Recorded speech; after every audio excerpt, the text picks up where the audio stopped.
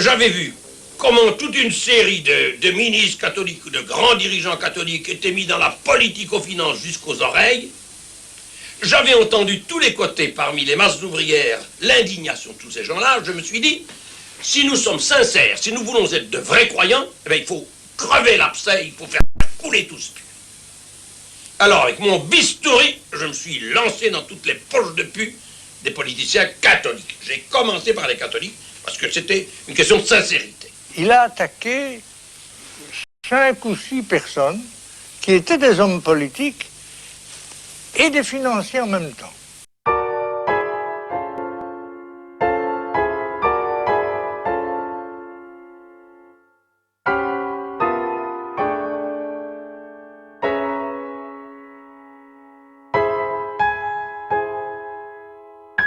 Merci au mouvement Deus Vult de m'avoir invité à prendre la parole devant vous. Un sujet, on va dire, un peu difficile à traiter par rapport au politiquement correct ambiant, le rexisme et Léon Degrelle, son chef. D'abord, vous pouvez vous demander en quoi je suis qualifié pour vous parler de ce sujet. Le premier aspect, c'est que ce n'est pas un secret que je suis d'origine belge, comme Léon Degrelle, et que donc il est plus facile de trouver de la documentation sur Léon Degrelle ou sur le rexisme en Belgique qu'en France. Le second élément, peut-être, c'est que il se fait que, à travers mes activités de militantisme commencées quand j'avais 16 ans, j'ai eu l'occasion de rencontrer de nombreux acteurs de cette période-là.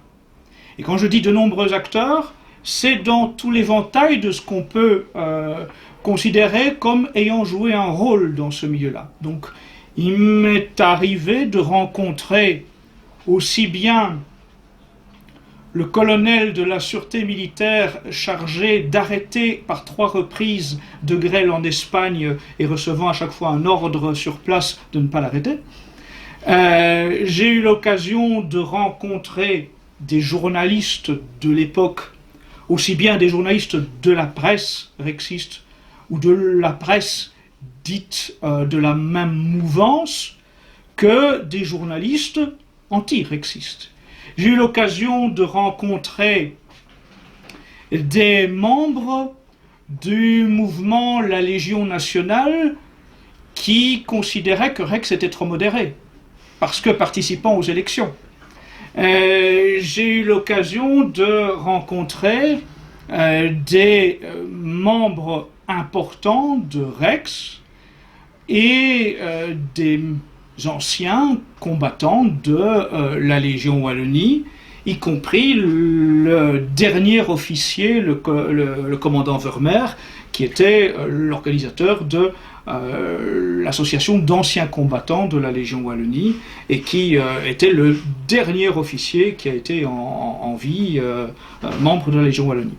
J'ai aussi rencontré des militaires belges qui étaient parmi les libérateurs, des membres de l'armée coloniale qui ensuite se sont engagés dans la brigade belge de libération de la Belgique. Et donc, je peux dire que j'ai vraiment croisé un assortiment assez complet de gens qui ont eu un engagement à l'époque. Un autre élément qui peut m'amener à avoir des choses intéressantes à vous dire, c'est d'avoir eu l'occasion, par cette entremise, de disposer d'une documentation d'époque. Je pense que c'est très important quand on aborde ce sujet de ne pas le faire avec anachronisme, de ne pas juger les événements de l'époque avec le regard d'aujourd'hui, le prisme d'aujourd'hui, le prisme politiquement correct aujourd'hui, mais tout simplement aussi de ne pas juger un mouvement politique des années 30 sur base de la Seconde Guerre mondiale. C'est un prisme déformant qui fait qu'aujourd'hui, on ne peut pas sereinement, finalement, aborder le programme de Rex durant les années 30, les méthodes de Rex durant les années 30, la vie politique belge de cette époque-là, parce que systématiquement, le regard de ceux qui traitent ce sujet est déformé par la Seconde Guerre mondiale qui suit. Alors moi, je vais essayer de vous plonger dans les années 30, dans la période qui a fait émaner Rex. Et je m'arrêterai à la Seconde Guerre mondiale. Parce que ce que je veux vous amener à réfléchir à travers cette conférence, c'est qu'est-ce qu'était le parti Rex, quelles sont les leçons que vous pourriez en tirer aujourd'hui, quelles sont les analogies qui existent avec la situation politique d'aujourd'hui, et aussi avec les réactions politiquement correctes d'aujourd'hui. On va voir qu'il y a énormément d'analogies. Je vais essayer d'être synthétique, ce qui n'est pas évident compte tenu de la multitude de documents que je voudrais vous montrer. Et lorsque j'aurai terminé cette conférence, on pourra plus simplement débattre et au travers de vos questions, compléter le sujet si je n'avais pas été clair. Un dernier point avant de commencer cette conférence,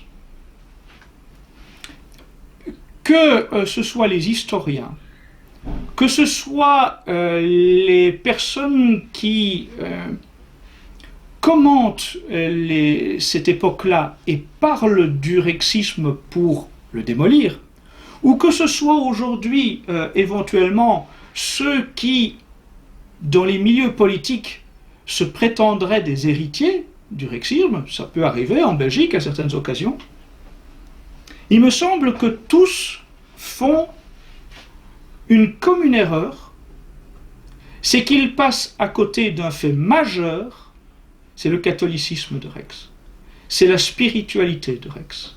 C'est-à-dire que on ne peut pas comprendre ce qu'était Rex si on fait abstraction de cette caractéristique. Rex, sans sa dimension spirituelle, ce n'est pas Rex. Et je vais vous le démontrer tout au long de cette conférence. Léon de Grelle naît à Bouillon en 1906. Il décédera en Espagne en 1994. Il naît d'un père français, en tout cas d'origine française, et d'une mère luxembourgeoise. Son père est un brasseur qui a quitté la France au moment où la vague d'anticléricalisme chasse les congrégations religieuses. Donc c'est dans cette période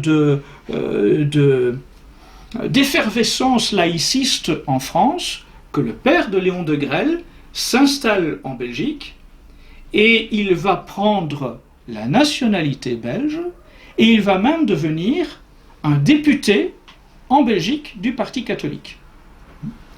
À l'époque, il y a un parti catholique. On verra que ce n'est pas parce qu'il se dit catholique qu'il l'est réellement, mais en tout cas, il y avait un parti qui avait pour appellation Parti catholique. La maman de Léon de Grelle était-elle la fille d'un haut responsable politique chrétien du Grand-Duché de Luxembourg. Donc, de Grelle est enfant dans une famille profondément catholique, profondément pieuse, très pratiquante, et en même temps il baigne dans une atmosphère politique permanente. Il est amené à en permanence entendre parler de sujets politiques, assister à des meetings politiques. Il sait ce que c'est qu'une vie d'acteur politique. Très tôt, Léon de Grelle a l'âme d'un chef. On pourrait dire que dans la période dont je vais vous parler, il y a 3 de Grelle. Le leader étudiant, d'abord. Ensuite, le chef de groupe de presse, deuxièmement. Et troisième période, le chef politique. Ce sont 3 périodes successives qui construisent le personnage de Grelle et qui en même temps expliquent le développement de Rex en tant que tel. Je n'aborderai pas ce que je pourrais appeler les quatrième et cinquième phases. C'est-à-dire la quatrième phase, c'est le chef militaire, et la cinquième phase, c'est l'exil, et ce qu'on pourrait appeler le naufrage, parce que sa vie publique est finalement enfermé dans ce carcan qu'est le territoire espagnol dont il ne peut pas s'éloigner. Donc, très tôt, étudiant, Léon Degrelle a l'âme d'un meneur. Il est très vite un chef parmi les étudiants. Il est aussi très tôt intéressé par la politique au-delà de ce qu'il entend chez lui à la maison de la part de son père et de sa mère. Et la première influence qui va marquer Léon Degrelle, c'est Charles Maurras. Léon Degrelle, lorsqu'il est étudiant, est profondément maurassien.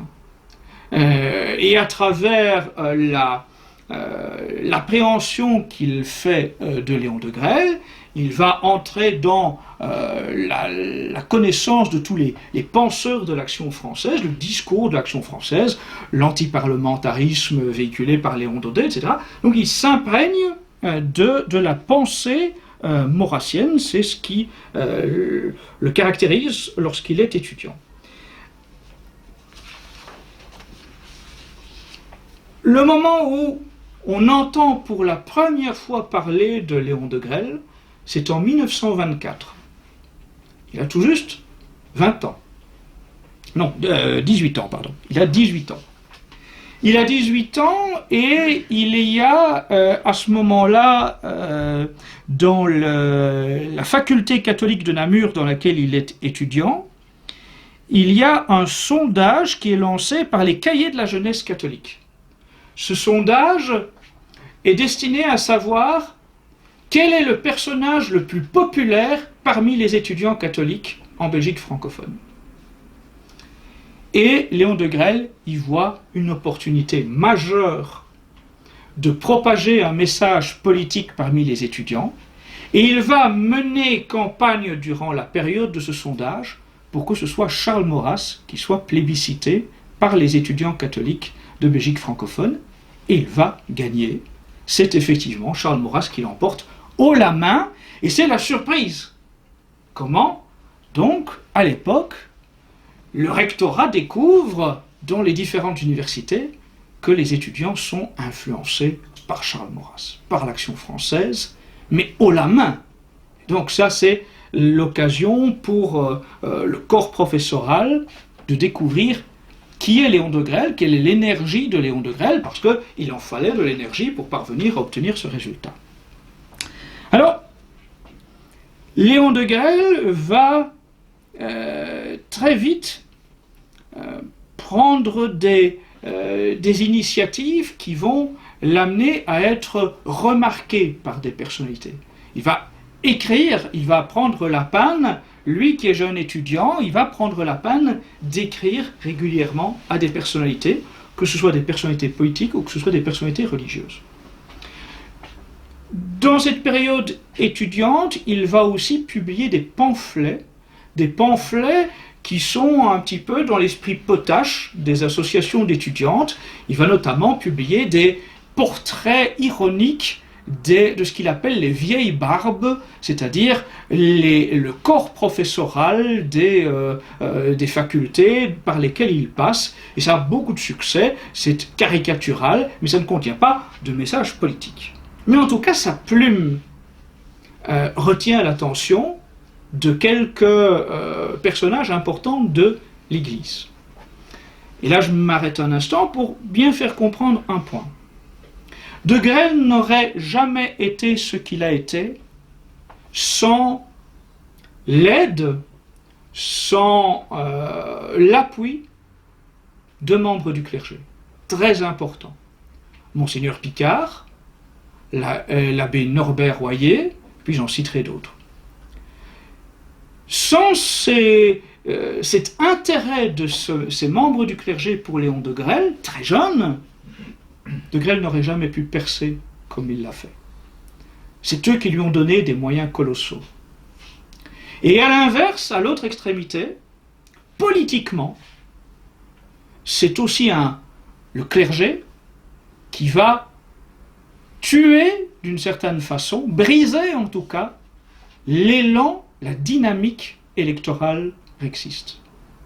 Donc on voit à quel point vraiment le phénomène politique de Rex a été influencé aux deux extrémités par des membres du clergé. Alors, donc je vous disais, donc il est étudiant, il écrit, il se fait connaître aussi dans des revues étudiantes en publiant de la poésie. Dès 15 ans, il a déjà eu l'occasion de se faire publier dans des revues littéraires. Notamment, il est influencé par Charles Péguy et il est régulièrement publié au niveau de la poésie. Mais le premier élément qui va jouer pour lui offrir une tribune plus intéressante, c'est en 1927, quand Monseigneur Picard, qui est l'aumônier général de l'Association catholique de la jeunesse belge, l'ACJB, Monseigneur Picard, ayant relevé la plume de Léon de Grelle, vient proposer à celui-ci de prendre la direction d'un média qui s'appelle l'Avant-Garde et qui est le journal des étudiants catholiques de Louvain. C'est un pléonasme parce qu'à l'époque les étudiants de Louvain sont catholiques, donc les étudiants de Louvain. En 1927, Léon de Grelle devient le rédacteur principal, il est le directeur de l'Avant-Garde. Alors, c'est ce qui va lui permettre de montrer ses talents de dirigeant d'un média. Parce que ce qui est à l'époque un simple journal d'étudiants sans guère d'impact, il y donne un tel élan que son tirage explose et que sous sa direction, ce journal se vend à 10 000 exemplaires, ce qui était impensable pour l'époque, pour un simple journal étudiant. Et puis, à la même époque, c'est l'abbé Norbert Royer qui s'intéresse à Léon de Grelle. Et l'abbé Norbert Royer, c'est un personnage qui mérite attention parce que c'est lui qui va présenter Hergé à de Grelle. L'abbé Royer, c'est un abbé qui a compris l'intérêt de la presse pour enfants, la presse pour la jeunesse, pour influer sur l'idéal de la jeunesse, lui donner un idéal élevé à travers des publications qui lui sont particulièrement adaptées. Donc, il y a d'une part un journal qui s'appelle le 20e, qui est là un organe destiné aux adultes, et puis il y a un supplément jeunesse qui est le petit 20e, dans lequel Hergé va faire ses premières armes qui vont amener à la naissance du personnage de Tintin. De Grelle donc devient journaliste dans le 20e grâce à l'abbé Norbert Royer, en plus donc d'être à l'avant-garde.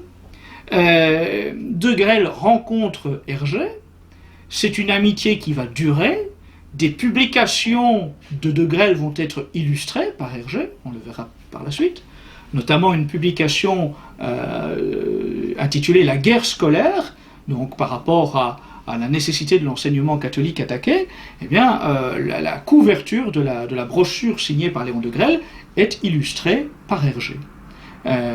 Hergé aussi va être influencé par un cadeau que lui fait Léon de Grelle. C'est-à-dire que, on le verra plus tard, Léon de Grelle va faire des voyages dans le cadre de son rôle de journaliste, et va ramener des États-Unis des fascicules qu'on appellerait les premières bandes dessinées américaines avec des bulles. À l'époque, les ouvrages pour la jeunesse dessinés ne contiennent pas ce qu'on appelle le phylactère. Ce sont des légendes qui sont écrites sous la vignette dessinée. C'est aux États-Unis et en l'occurrence au Mexique que Léon Degrelle achètera des publications avec les premières bulles, les phylactères, qu'il va ramener à Hergé, qui va comprendre l'intérêt innovant de ce mode de communication par ces dessins, et c'est ce qui va permettre donc le développement de Tintin, qui va avoir le succès que l'on sait.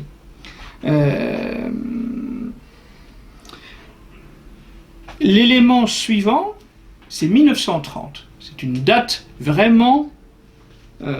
c'est le tournant. C'est le moment où Léon Degrelle passe de son rôle de chef étudiant à son rôle de chef de groupe de presse, parce que l'Église lui offre la direction générale des éditions Christus Rex. Parce qu'il faut avoir à l'esprit que si on parle de Rex, c'est initialement un nom complet, Christus Rex. Ce sont les éditions Christus Rex. Le parti Rex est l'héritier du mouvement Rex qui lui-même est directement lié aux éditions Christus Rex. Donc vous avez le blason des éditions Rex, c'est une couronne surmontée d'une croix pour symboliser la royauté sociale du Christ, avec Rex écrit de façon stylisée pour l'époque. Alors, lorsque, en 1930, Monseigneur Picard, toujours lui propose de prendre la direction des éditions Christus Rex, c'est une gentille petite maison d'édition, mais qui n'a pas un gros impact. Elle est spécialisée dans la publication des brochures de l'Action catholique, mais elle ne connaît pas de gros tirages, elle n'a pas une influence très prépondérante. Degrelle, lui, va insuffler un dynamisme extraordinaire à cette maison d'édition. Il perçoit, ça c'est un des enseignements qui mérite toujours d'être à l'esprit aujourd'hui, il perçoit, parce qu'il a une ambition politique, il perçoit que les médias sont un élément essentiel et indispensable à l'action politique, et que, puisqu'il ne peut compter sur les médias du système, il faut qu'il développe son propre groupe de médias. Il faut qu'il en fasse une arme de guerre qui va lui offrir une tribune sans précédent pour un leader politique. Alors, donc, à ce moment-là, les éditions Rex n'ambitionnent pas encore d'être un mouvement politique indépendant du Parti catholique. Les éditions Rex publieront différents titres de presse, publieront différents livres et s'associent aussi au matériel de propagande du Parti catholique de l'époque.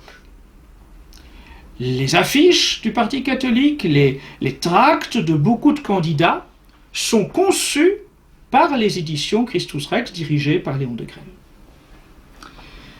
Alors, on va faire un petit relevé de ce qu'est à ce moment-là la presse rexiste que va, entre 1930 et 1933, développer Léon Degrelle. Vous avez, je vais prendre, ce sera le mieux, je vais vous prendre ceci, c'est le meilleur outil pour ne pas avoir un regard déformé sur ce qu'était le rexisme, autant lire le document de l'époque.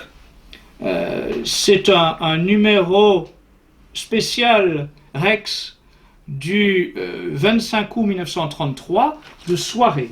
Soirée est un des innombrables médias de Léon Degrelle, médias du groupe Christus Rex. Vous avez là, évidemment, l'emblème de Rex, le drapeau, mais on va tout de suite lire, voilà, définition de Rex. Je vais vous la lire pour que vous ayez le vocabulaire, l'esprit de l'époque. Rex est un mouvement de jeunes, un mouvement catholique, un mouvement révolutionnaire. Rex veut rendre aux catholiques le sens de la fierté, de l'optimisme, de l'intrépidité, de la discipline, de l'action organisée. Rex veut projeter dans toute la vie moderne la vie spirituelle, la vie sociale, la vie familiale, la vie politique, un catholicisme ardent, intelligent et intégral. Rex édite un journal littéraire appelé Rex, un journal politique appelé Vlan, un journal récréatif appelé Foyer, un journal apostolique appelé Croix, un grand magazine d'actualité, de cinéma, de radio, de sport appelé Soirée, des collections à bon marché d'ouvrages pittoresques ou profonds. Rex se caractérise par son élan, son dynamisme et son sens de l'action, par son esprit apostolique, par son intransigeance, sa mystique et son unité, par son objectif audacieux, toute la vie moderne, l'écran, la radio, les lettres, les armes d'aujourd'hui. Rex se donne, 1. à la Belgique pour revigorer son sang grâce à un catholicisme rajeuni, 2. au Christ, Christus Rex, en lui consacrant tous les efforts de ses soldats, de ses apôtres. Cette présentation de Rex en 1933, elle témoigne que le mouvement que Léon Degrelle est en train de faire naître à côté des éditions Rex et intrinsèquement lié aux éditions Rex, c'est un mouvement qui est une application concrète de l'encyclique Quas Primas du pape Pie XI. C'est la volonté de mettre en place la royauté sociale du Christ à travers l'impact, l'influence de médias, de collections de livres, de mouvements politiques et de mouvements de jeunesse. Quand on reprend la liste des médias, c'est impressionnant de se dire qu'en quelques années, ce sont déjà 5 titres qui sont détenus par le groupe Christus Rex. 5 titres de presse, et il en ajoutera. Pour l'anecdote, le journal politique de Rex, qui s'appelait à l'époque Vlan, est encore, étonnamment, aujourd'hui, un titre existant en Belgique francophone. C'est le nom du principal toute boîte publicitaire distribuée en Belgique francophone. C'est assez surprenant que le nom d'un journal aussi connoté existe encore comme un toute boîte publicitaire. Rex, à l'époque, c'est évidemment aussi une école de cadres. Il n'y a pas que Léon Degrelle, même si c'est le plus connu. Il y a différents penseurs. Je pense à José Strel, je pense à Jean Denis. Il y a vraiment... ce serait une erreur de concevoir Rex, et c'est trop souvent le cas dans ce qu'on lit aujourd'hui, comme un mouvement uniquement à la gloire de Léon Degrelle et passant uniquement par lui. Il y a vraiment une école de cadres qui existe avec des gens qui ont en commun cette même volonté de faire dynamiser le catholicisme en Belgique et d'influencer la vie politique belge à travers le développement d'une nouvelle génération de catholiques. Je vous lis dans le même magazine, Rex, point d'interrogation, c'est la nouvelle levée des hommes de demain. Ils s'en vont avec au cœur l'allégresse de leur discipline et leur immarcessible volonté de vaincre, et ces pages frémissantes, c'est leur chant de départ. Tout ce magazine mériterait de vous être montré parce que il illustre le groupe de presse, les usines, les imprimeries, etc. Mais il montre aussi à quel point Rex était extrêmement influent dans toutes les sphères de la société jusqu'au plus haut niveau. Je vous disais tout à l'heure en démarrant cette conférence, l'anachronisme tue l'analyse. Aujourd'hui, ceux qui parlent de Rex n'ont à la tête qu'une vision de parti collabo, entre guillemets, pour faire simple, et du coup, se voilent la face sur ce qu'a été l'impact, l'influence réelle de Rex durant les années 30, un impact considérable qu'on a du mal à imaginer, et je vais vous le montrer. Nous de Rex, à mes amis de Rex, par Charles de Broqueville, Premier ministre de Belgique. Tout un message signé du Premier ministre remerciant Rex pour son travail. À mes amis de Rex, Premier ministre. Qui imaginerait ça aujourd'hui quand on entend parler de Rex? S'il fallait, dit le Premier ministre, caractériser d'un trait l'apport de ces jeunes gens d'aujourd'hui à la Belgique catholique, on pourrait dire qu'ils l'ont consolidée en la disciplinant.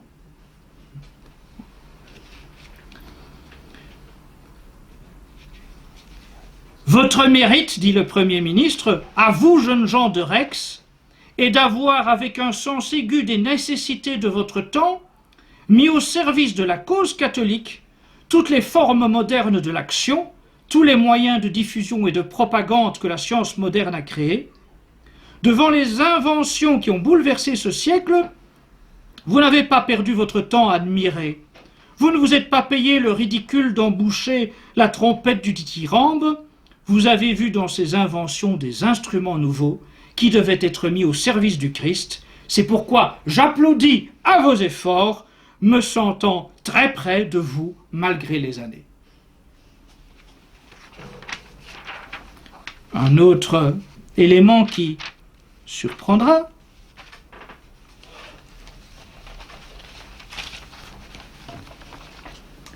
la révolution de Rex par François Mauriac de l'Académie française. François Mauriac qui, en bas de l'article, signe François Mauriac de Rex, s'impliquant complètement dans le mouvement rexiste. Qui imagine ça?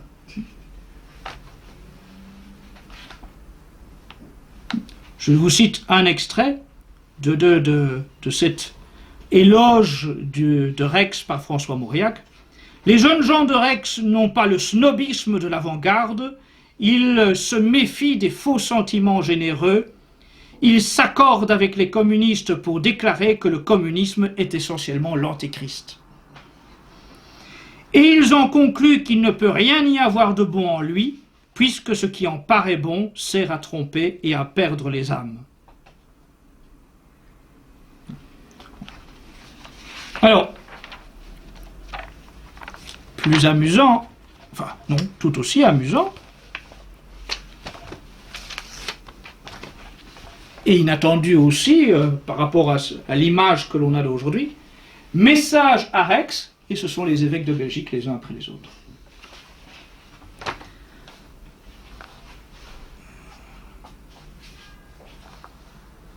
Alors c'est le message de soutien à Rex de Monseigneur Kerkhoffs, évêque de Liège, de Monseigneur Eilen, évêque de Namur.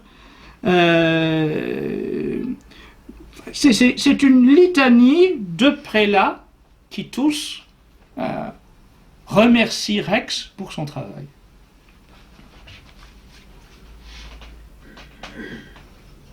Je vous cite comme ça un extrait au hasard.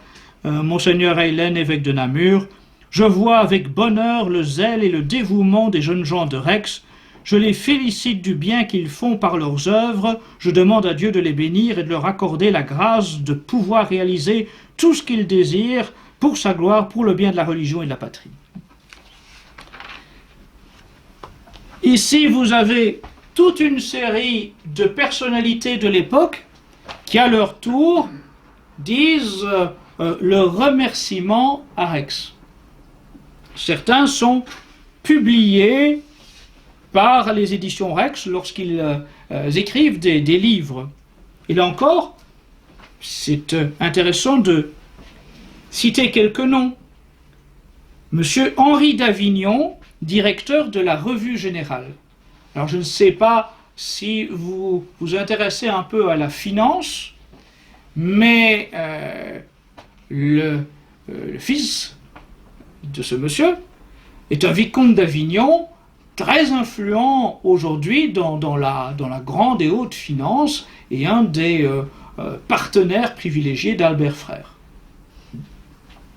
Vous avez un autre haut personnage qui est très impliqué dans Rex, c'est Pierre Nothomb. Il sera même un élu. Pierre Nothomb, c'est le grand-père de l'écrivain Amélie Nothomb. C'est le père du président de la Chambre des députés, Charles-Ferdinand Nothomb. Vous avez à peu près tout ce que la noblesse catholique de Belgique a compté d'auteurs qui s'est fait éditer chez Rex. Pour leurs romans, pour leurs livres politiques, pour leur poésie, leurs essais. Je vous montre une illustration. La politique coloniale par Pierre Ekmans, gouverneur général du Congo. C'est chez Rex que ça s'édite. Vous avez un ancien Premier ministre qui se fait éditer chez Rex. C'est quelque chose vraiment d'incontournable dans l'édition à l'époque. C'est devenu la première maison d'édition catholique de Belgique qui s'impose vraiment comme une force du coup pour faire vendre des livres.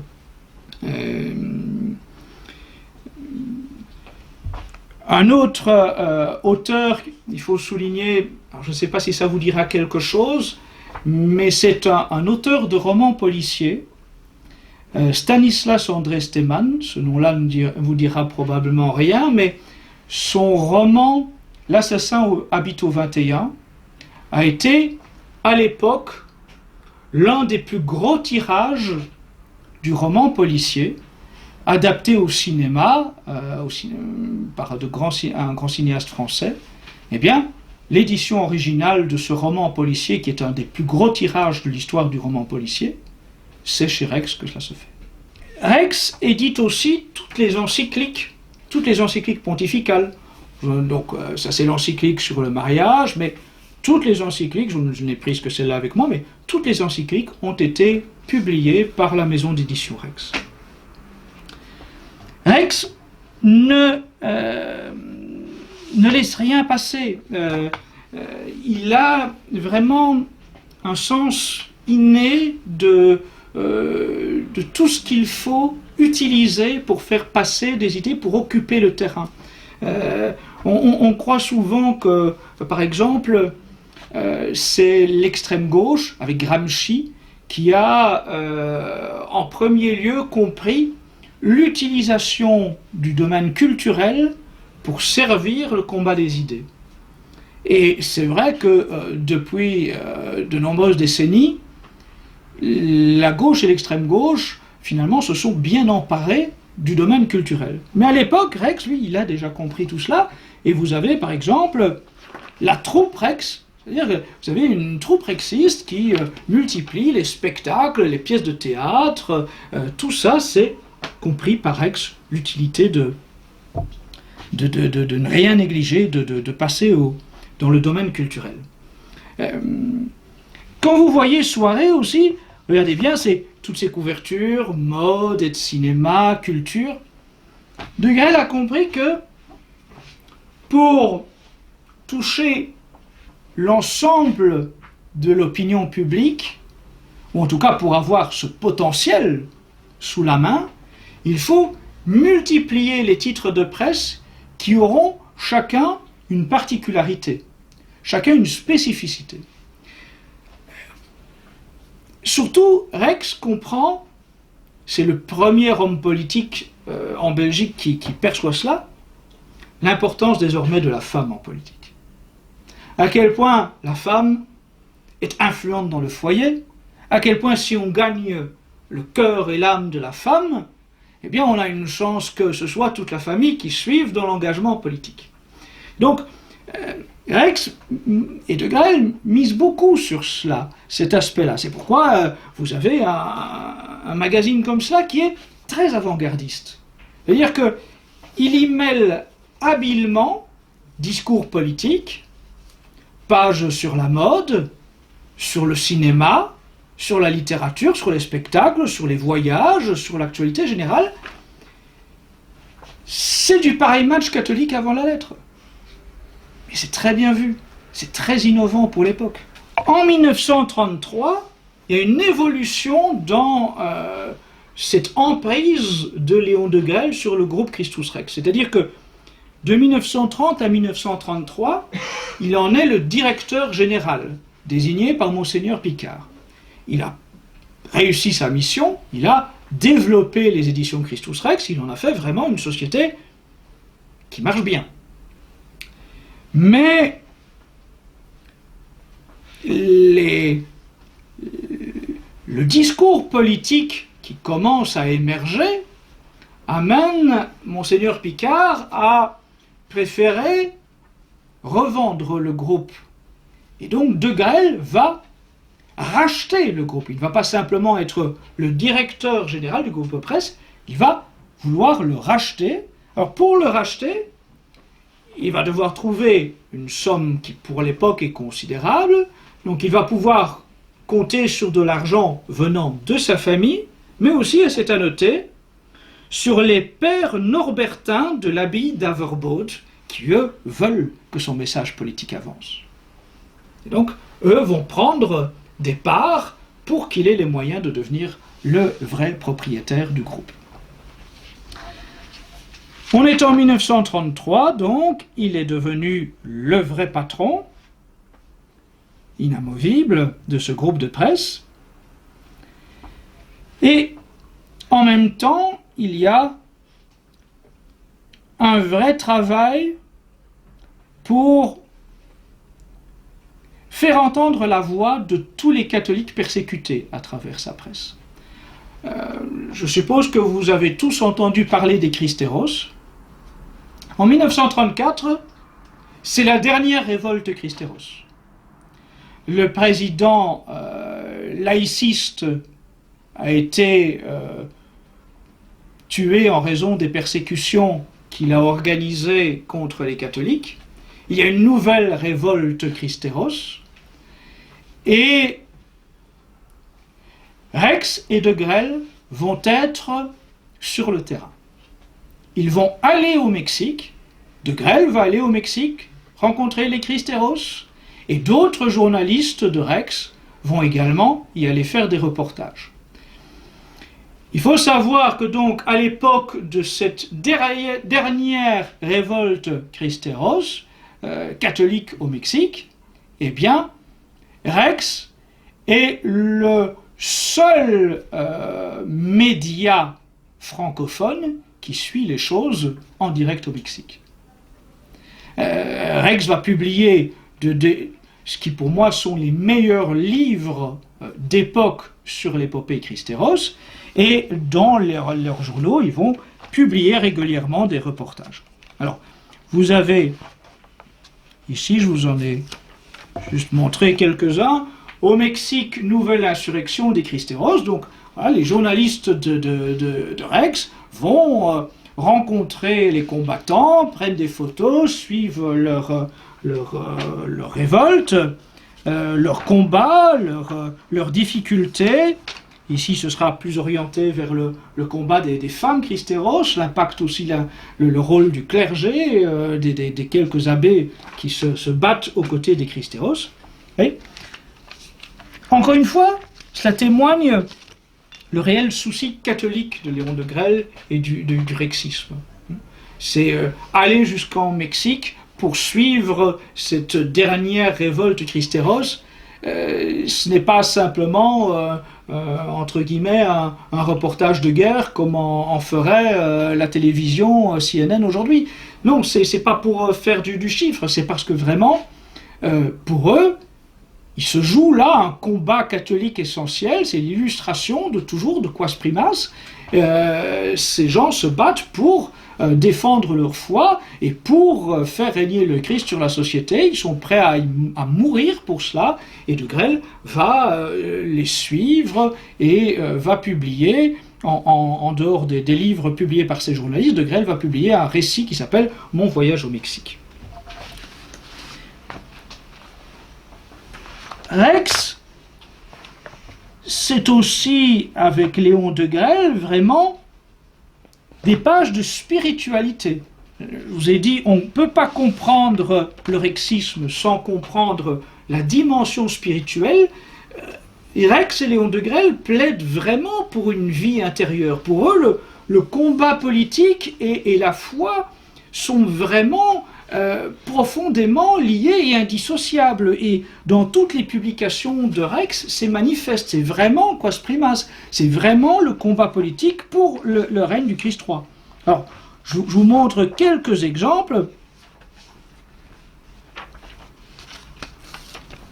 Ici, c'est un éditorial de Léon de Grelle sur les apparitions à Bora.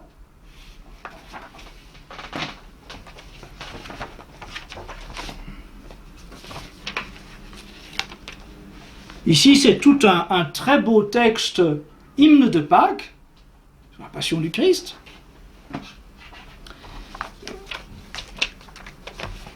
Je pourrais multiplier les exemples comme ça, mais c'est vraiment la dimension catholique, elle est omniprésente. Voilà, ici un éditorial, quand les catholiques veulent, et c'est tout un encouragement à prendre sa part de responsabilité. Tant que nous ne serons pas sûrs de nos victoires, le reste sera instable, à la merci d'un ouragan. Nos écoles crouleront un jour si nous perdons le contact des foules. C'est tout l'apostolat de Rex que d'aller avec une ardeur désespérée à des centaines de milliers d'âmes perdues qui un jour pourtant avaient été au Christ, fraîches et vibrantes dans nos écoles. Parce que c'est le plaidoyer à l'époque pour la guerre scolaire, pour reconquérir des écoles vraiment catholiques. C'est un engagement vraiment profond du rexisme. Ici, c'est une photographie de l'hebdomadaire Rex. On est en 1934 encore. Regardez bien. Rexistes, voici vos consignes par Léon de Grelle. Vous avez, chers camarades et chers amis, souffert comme nous et avec nous depuis des semaines. On vous a bousculé, on vous a meurtri. Pour vous punir de votre intransigeance apostolique, de la vigueur de votre idéal et de vos projets de redressement du pays, on a voulu, rexistes, semer parmi vous la panique ou le découragement. Parce que c'est l'époque où commencent des critiques, parce que tout en continuant à éditer le matériel de propagande du Parti catholique, Rex fait la leçon au Parti catholique.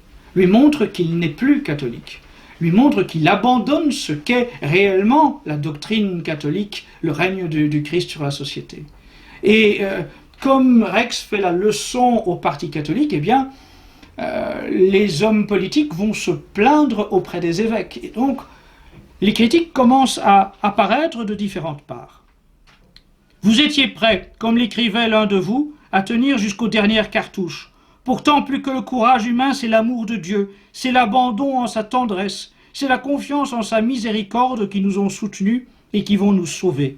Le Christ roi pour qui nous vivons, ne pouvait nous laisser mourir sous les coups de ceux qui n'avaient souvent que la haine, l'or ou la médiocrité du cœur pour essayer d'écraser nos conquêtes.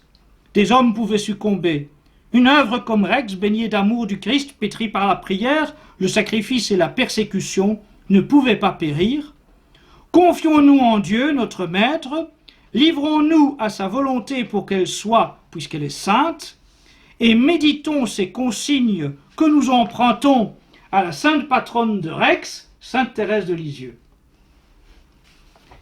Et les consignes, ce sont toutes des citations de Sainte Thérèse de Lisieux, sainte patronne de Rex. En 1934, puisqu'on est toujours cette année-là, il y a un événement qui va vraiment faire connaître au-delà du groupe de presse Rex, Léon de Grelle lui-même, sa qualité de tribun, sa façon de prendre en main une scène. C'est l'histoire d'un curé défroqué. En fait, il y a une série de conférences qui sont organisées par des associations de libre pensée, sous influence maçonnique. C'est des choses qu'on connaît encore, ces noms résonnent à nos oreilles. La libre pensée, oui, bien sûr, la libre pensée maçonnique, on connaît, c'est les crèches, tout ça.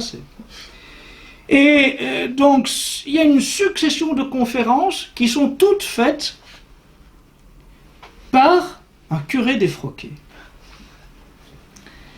Et Léon de Grelle a compris comment on peut renverser une situation, et il le suit à la trace.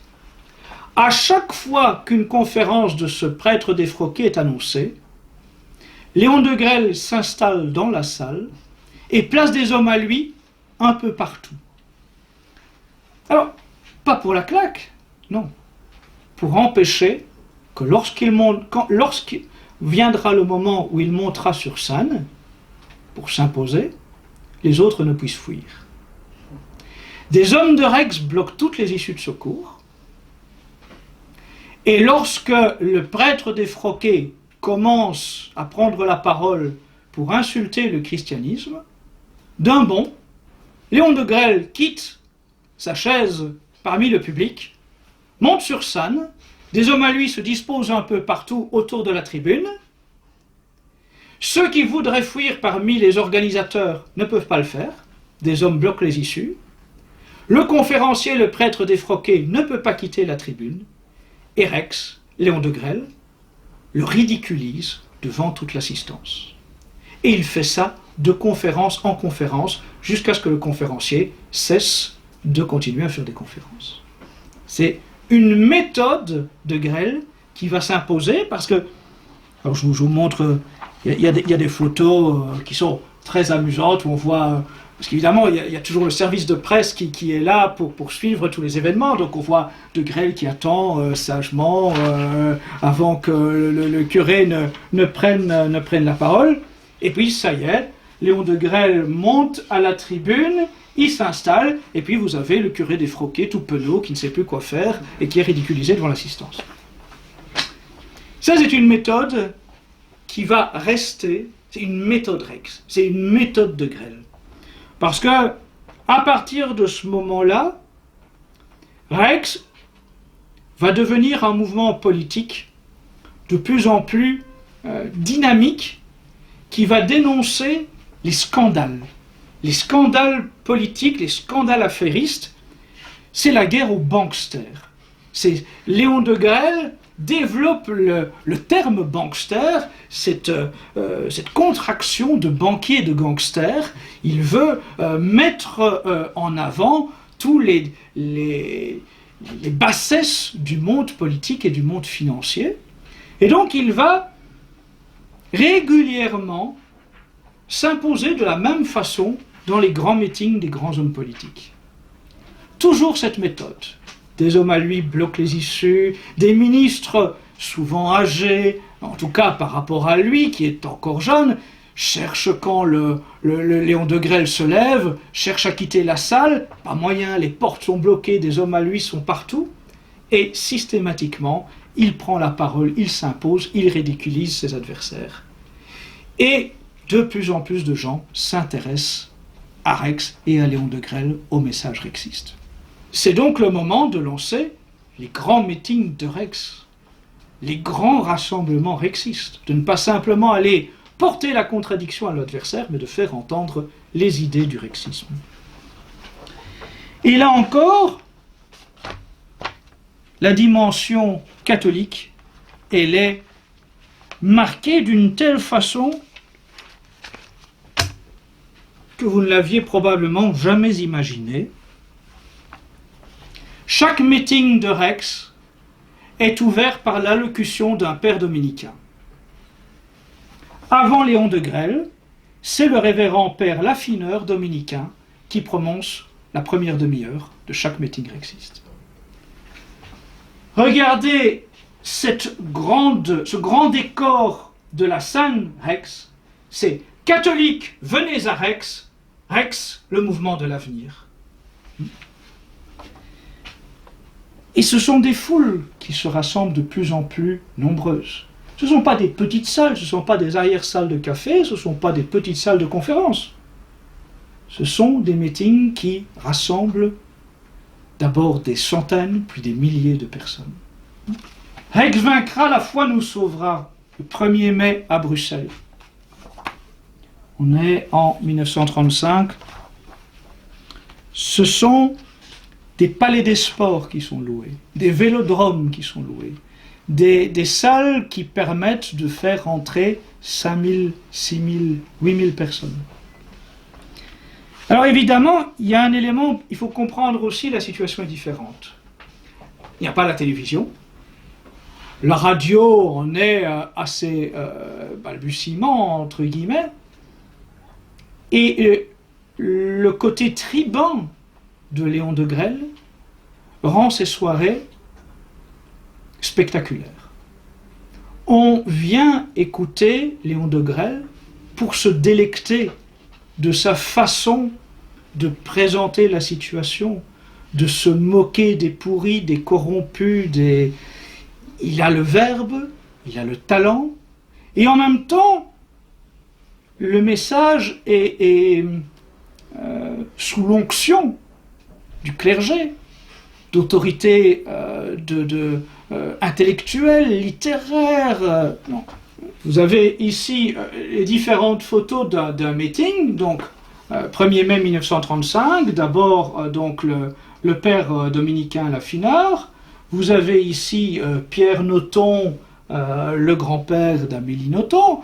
Vous avez des photos des détachements de police, parce que quand même, déjà comme aujourd'hui, des meetings de ce genre-là, ça demande qu'il y ait beaucoup de policiers pour protéger les salles. Mais on est dans des salles qui sont gigantesques pour l'époque. Vraiment, et ce n'est que le début. Alors je vous montre encore des choses qu'on n'imagine pas aujourd'hui. Donc c'est le grand hall des expositions de Charleroi qui a été loué pour un grand meeting de Rex. Et sur toute la façade de l'établissement sont apposées de grandes banderoles. Catholiques, réveillez-vous, venez à Rex. Rex est le mouvement de l'avenir. Et ça couvre toute la façade de ce grand hall des expositions. Imaginez les grands lieux de Paris complètement recouverts sur toute la façade d'un tel message. Ici encore, pour vous donner une idée de l'élan, de la dynamique que Léon de Grelle est parvenu en quelques mois à créer, un appel tous le 21 octobre à Charleroi, mobilisation des rexistes.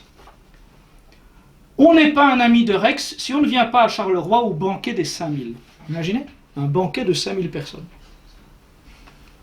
Qui aujourd'hui envisagerait un banquet politique de 5000 couverts?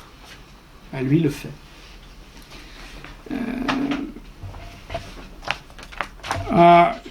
Une autre photo tout à fait surprenante. Le Christ remontant la Meuse, signé Léon de Grelle qui explique la chose, et donc c'est un grand congrès, et vous avez le long de la Meuse une énorme péniche avec drapeaux, grandes croix, mouvements de jeunesse, qui viennent donc déposer la croix à l'endroit où va se tenir le congrès en plein air. Un autre point sur lequel je veux insister, toujours à cause de ce prisme de la Seconde Guerre mondiale, on fera croire que Léon Degrelle était hitlérien, nazi. Et rien n'est mieux que de donner la parole à Léon Degrelle à l'époque. 13 juillet 1934, éditorial de Léon Degrelle, du sang sur la croix gammée. Et c'est tout un éditorial anti-nazi, anti-hitlérien, dénonçant le paganisme et l'antichristianisme du national-socialisme d'Hitler. Et vous avez ici la terreur hitlérienne, les 10 points qui, pour Rex, sont des démonstrations du fait que le national-socialisme qui se développe en Allemagne est incompatible avec l'Église catholique et avec la politique menée par Rex en Belgique. Pardon. Donc, et ce n'est pas la seule publication de Rex dans les années 30 dénonçant Hitler ou le national-socialisme, le paganisme, l'athéisme, l'antichristianisme du national-socialisme. Donc vous voyez, quand l'anachronisme prétend analyser le rexisme, eh bien on est loin de la vérité. Donc je ne résiste pas quand même à vous montrer en vis-à-vis la publicité pour un autre livre publié aux éditions Rex, La franc-maçonnerie par le comte Maxime Le Grel, Mafia, point d'interrogation, puissance des ténèbres, point d'interrogation, dictature secrète, point d'interrogation, mobile inavouable, point d'interrogation, crime impuni, point d'interrogation, et vous avez des espèces de fantômes qui symbolisent... une cab. Voilà, une cab avant l'heure.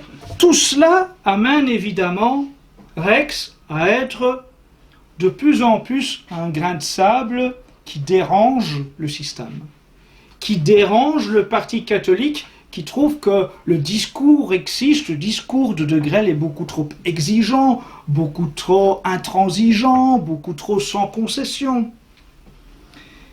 Et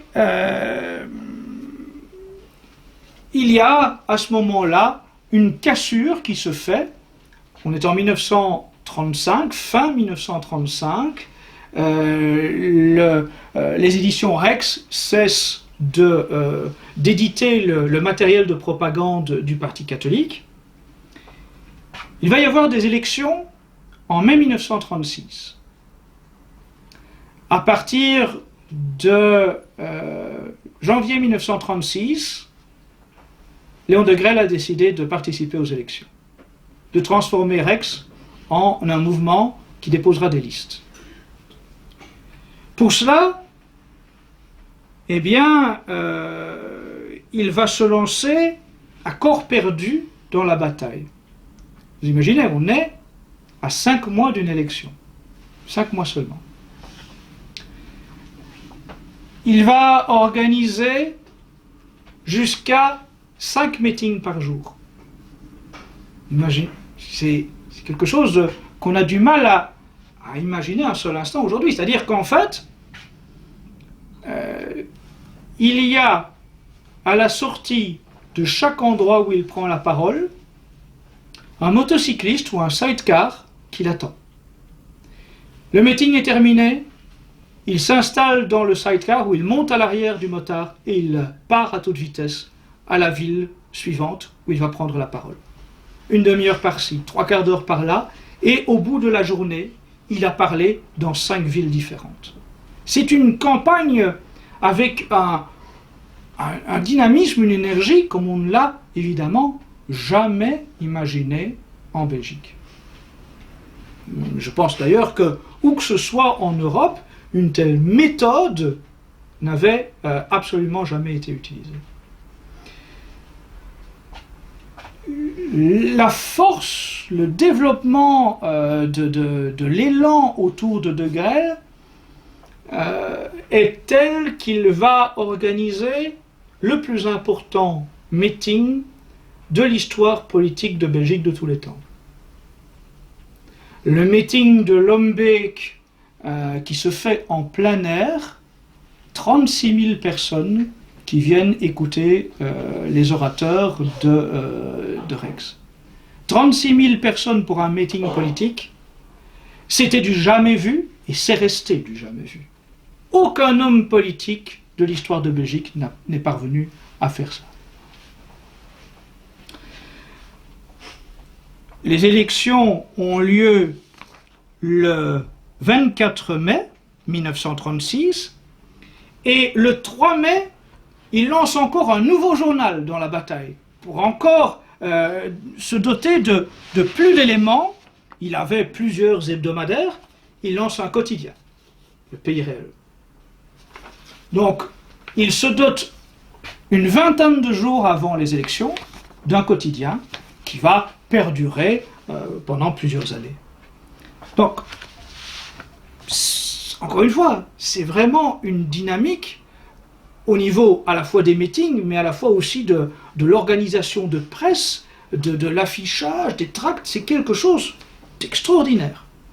Il lance les campagnes aussi avec le ballet. L'idée, c'est que la classe politique est corrompue. Comment symboliser la chasse aux corrompus? Par un bon coup de balai. Et donc, l'un des insignes de Rex, c'est le balai que l'on porte à la boutonnière. Et puis, il y a des défilés rexistes devant même le Parlement belge, avec des gens qui ont tous le balai sur l'épaule. Vous avez ce genre d'affichette qui est placardée un peu partout. C'est tous les chiffres sur les scandales dans lesquels sont impliqués les hommes politiques. Voilà, bon, Van Coelaert était un des personnages de l'époque. Alors bon, le vocabulaire est très, très typé. Van Coelaert ne bouge pas parce que nous l'avons mis le bec dans l'eau. Et tout est ainsi. Je vous disais, il se lance dans la campagne en janvier 1936, et le 24 mai 1936, Rex obtient 271 491 suffrages, soit 11,5% des voix des élections en Belgique francophone. Il envoie 21 députés et 12 sénateurs. Du jamais vu, de l'impensable, en 5 mois. Le programme de Rex, il faut que vous ayez aussi en tête cet élément-là. Je vous ai montré à quel point Rex et Léon de Grelle sont intrinsèquement engagés de façon catholique avec cette volonté du règne social du Christ. Mais évidemment, on ne va pas aux élections uniquement avec ce slogan-là. Donc, Rex se déclare être le défenseur de la paix sociale, de la paix religieuse et scolaire, de la paix linguistique.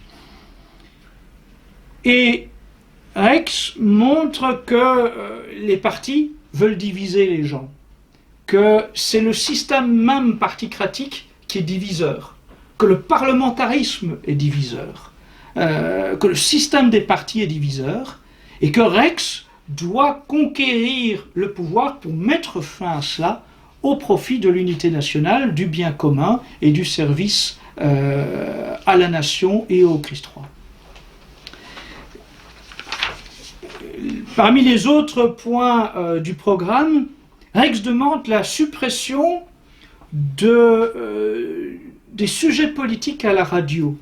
Alors, pas de l'information politique, mais des débats politiques. Rex considère que la radio doit être soit informative, soit un moyen de se détendre, mais pas un moyen de manipulation. et que telle qu'elle est, elle est un outil destiné à manipuler et tromper les gens. Il faut donc dépolitiser la radio, demande Rex.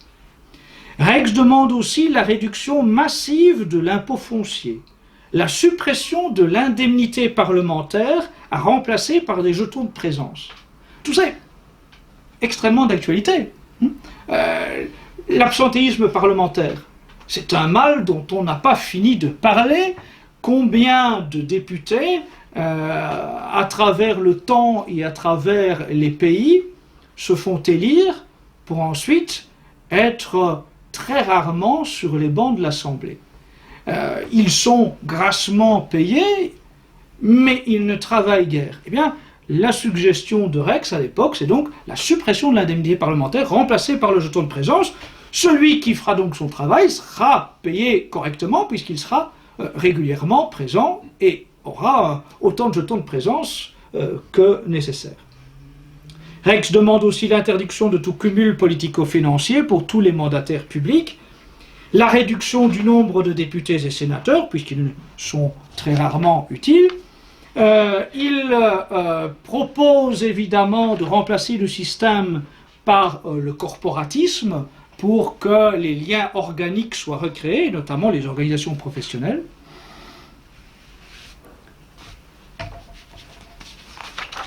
Et donc, avec ces 21 députés, ces 12 sénateurs commencent, a priori, un travail nouveau. Hélas, pour Léon Degrelle et pour le mouvement Rex, ces députés et sénateurs ont souvent été choisis de façon inopinée. Je vous rappelle, Rex a décidé de se lancer dans une campagne électorale en janvier 1936 pour des élections qui ont lieu le 24 mai 1936. Et donc, le tort, la faiblesse, c'est d'avoir donc 21 députés et 12 sénateurs, parmi lesquels très peu ont une véritable expérience politique. Et donc, hélas, ils vont commettre des erreurs, se laisser manipuler, se laisser tromper par le Parti catholique qui va évidemment frapper à leur porte en disant « Quand même, il vaudrait mieux que vous reveniez au bercail, ce serait tellement mieux pour votre avenir si vous quittiez Rex pour revenir au Parti catholique maintenant que vous êtes élu. » C'est un travail, c'est ce genre de choses. C'est très actuel, c'est très moderne. Cette idée que lorsqu'on est élu d'un mouvement patriote, d'un mouvement national, une fois qu'on y est, on est très vite sollicité par d'autres organisations qui viennent vous dire que pour votre avenir, il y a mieux. Hein. Il y a bien une commission mieux payée dans laquelle on pourrait vous faire entrer si vous acceptiez de siéger sous une autre appellation, ou bien vous pourriez en tout cas faire un travail de sape à l'intérieur,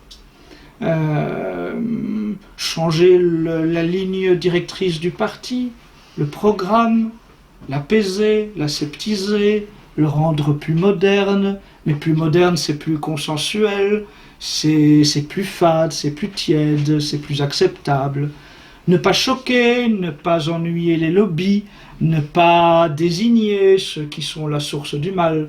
Tout ça, c'est très actuel. Alors, Léon Degrelle a eu le tort en 1936 de ne pas se présenter lui-même. Il a voulu rester à l'extérieur pour apparaître hors de la mêlée et se garder une place de chef qui peut avoir une vue d'ensemble. Mais comme il n'est pas là dans la vie parlementaire, eh bien, c'est là que l'inexpérience va jouer pour que, par exemple, lorsque un député rexiste dépose une proposition de loi, d'autres retiennent à la buvette les députés rexistes pour qu'au moment du vote, ils ne soient pas là. Ce qui met profondément en colère Léon Degrelle, qui s'aperçoit que ces élus sont hélas trop médiocres, disons-le. Alors, il envisage un nouveau coup de poker. Il demande à l'un de ses députés de démissionner. Il demande à tous les suppléants de démissionner à leur tour.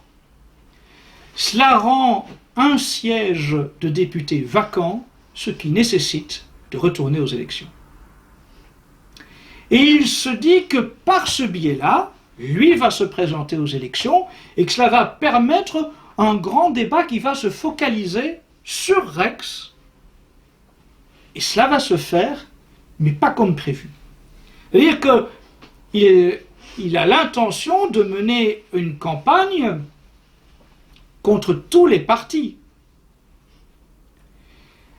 Mais il imagine qu'avec les 11,5% qu'il a obtenus en 1936, en 1937 il fera mieux, et qu'il va être face à au moins 4 grands mouvements politiques.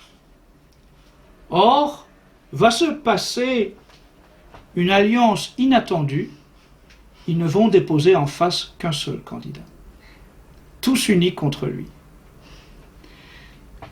Les catholiques, les libéraux, ce qu'on appellerait l'UMP ici en France, les socialistes, les communistes, tous font accord pour ne présenter face aux candidats rexistes qu'un seul et même candidat. Je vous rappelle que c'est un scénario, là aussi, très actuel.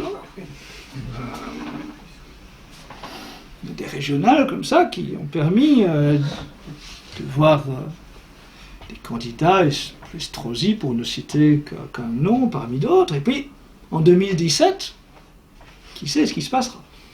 Vous voyez, les vieilles recettes marchent encore du côté de l'adversaire. Alors du coup, donc, Léon Degrelle espère malgré tout que face à cette union contre nature, il va pouvoir obtenir le soutien des évêques de Belgique.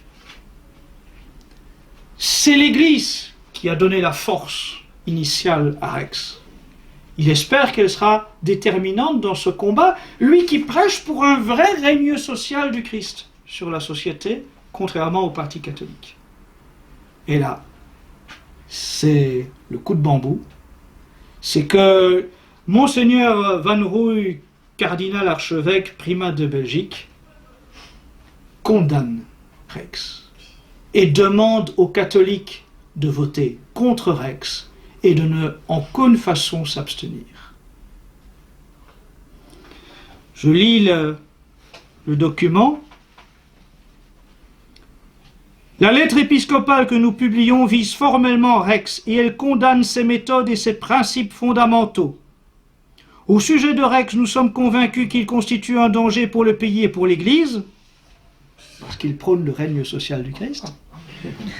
Par conséquent, le devoir de tout catholique loyal dans l'élection du 11 avril est clair et toute abstention doit être réprouvée. Là encore, c'est très moderne. Ces évêques qui préfèrent que les électeurs votent pour des anticatholiques plutôt que pour des catholiques.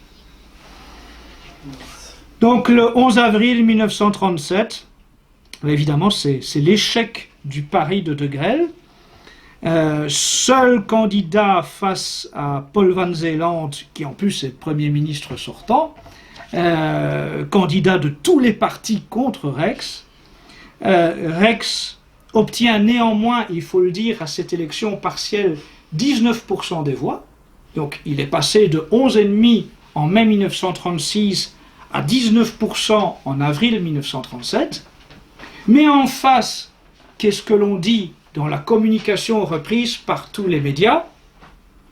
le candidat opposé à Rex a fait 76% des électeurs. Imparable. À partir de ce moment-là, c'est évidemment la dégringolade. C'est la perte de confiance de la part de ceux qui, dans les grandes familles, dans l'aristocratie, dans le monde des affaires, dans les industriels, et les grands intellectuels, tous ceux qui se sont mouillés avec Rex commencent à quitter le navire les uns après les autres, ayant bien compris que le système ne laisserait jamais Rex triompher d'une quelconque façon par la voie parlementaire. C'est un peu, entre guillemets, la leçon qu'avait prônée la Légion nationale. La Légion nationale, c'est un mouvement en marge de Rex, qui était lui aussi nationaliste maurassien, mais qui considérait que Rex était dans l'erreur parce que Rex allait aux élections, parce que Rex participait aux élections. Je vous montre un des tracts de la Légion nationale. Dans tous les pays du monde, le parlementarisme agonise, le socialisme s'écroule, les régimes autoritaires triomphent. La Belgique a toujours été en tête du progrès scientifique. Sera-t-elle incapable de suivre le progrès social? Pour assurer ton avenir, pour renverser le parlementarisme, la Légion universitaire t'appelle. Léon de Grelle n'est pas du genre à se laisser abattre, même si la situation est la pire de ce qu'il avait jamais pu envisager. Il y a de nouvelles élections en 1939, et donc la campagne électorale de Léon de Grelle va devenir de plus en plus offensive, de plus en plus vigoureuse, de plus en plus agressive, pourrait-on dire. Elle dénonce de plus en plus nettement le rôle des lobbies, la franc-maçonnerie, etc. Et puis il y a un slogan que je veux absolument vous lire. Ça va là encore vous rappeler quelque chose. Il y a de 1939. Le Pays réel, le quotidien dont je vous ai parlé, le quotidien de Rex, annonce en une sur 2 pages, sur 2 colonnes, en une de couverture, la Belgique aux Belges, des milliers de Belges n'ont pas de travail et l'international introduit chez nous des étrangers prêts à tous les sales coups. Il y a des affiches comme ça d'autres partis aujourd'hui qui ont à peu près les mêmes slogans, la France aux Français, 6 millions d'étrangers, 6 millions de chômeurs. De Grelle essaye par une propagande de plus en plus offensive de contrebalancer les pertes qu'il a dans ses rangs, mais évidemment rien n'y fait parce que la guerre approche. En 1939, tout le monde en est conscient, ce sont les bruits de bottes, et en face de lui, malgré ses discours incessants pour dénoncer l'hitlérisme et le paganisme hitlérien, eh bien, les partis unis contre lui disent Léon de Grelle, c'est Hitler, c'est le parti des Allemands, voter de Grelle, voter Rex, c'est voter pour ceux qui vont nous déclarer la guerre. Et donc, en 1939, aux élections du 2 avril 1939, tout s'effondre. Rex ne fait plus que 4,43% des voix. Il n'a plus que 4 députés et 4 sénateurs, alors qu'il était à 21 députés et 12 sénateurs. Donc, vous voyez, en fait, à quel point les analogies sont importantes. Je disais, pas faire d'anachronisme, ne jugez pas le passé en voyant les choses à travers le prisme d'aujourd'hui. Mais par contre, l'inverse est vrai. Voyez la situation d'aujourd'hui à travers les enseignements du passé, à travers les enseignements de l'histoire.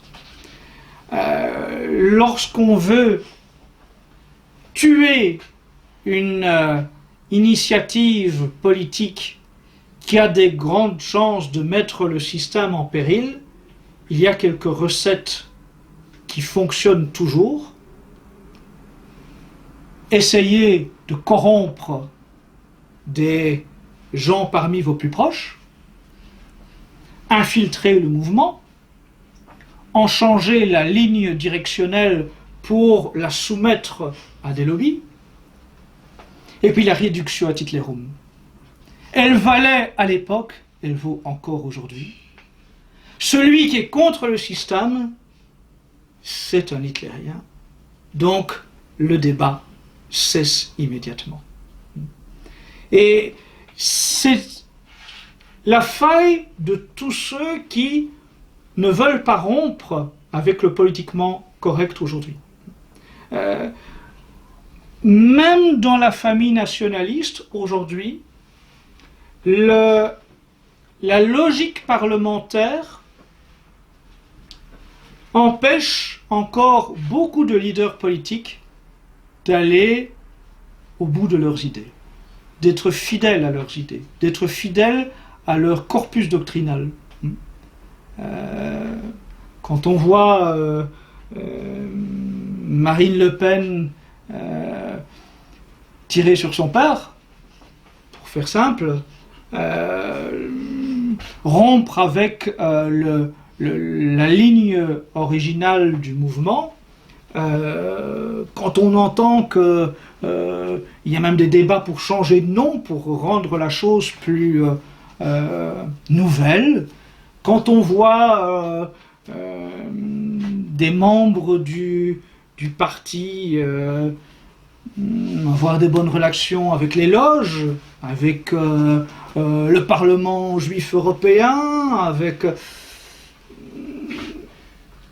Ce sont des illusions. Parce que les élections régionales l'ont démontré, quels que soient les gages que vous donnez au politiquement correct, le système ne veut personne d'autre que ceux qui sont ses propres enfants. Il est hors de question de laisser entrer dans la cour des initiés quelqu'un dont on n'est pas sûr à 100% si couché soit-il devant les sociétés secrètes et les organismes mondialistes. Mais en tout cas, les deux autres leçons qui me semblent être à tirer, c'est l'importance de la réinformation, des outils de réinformation.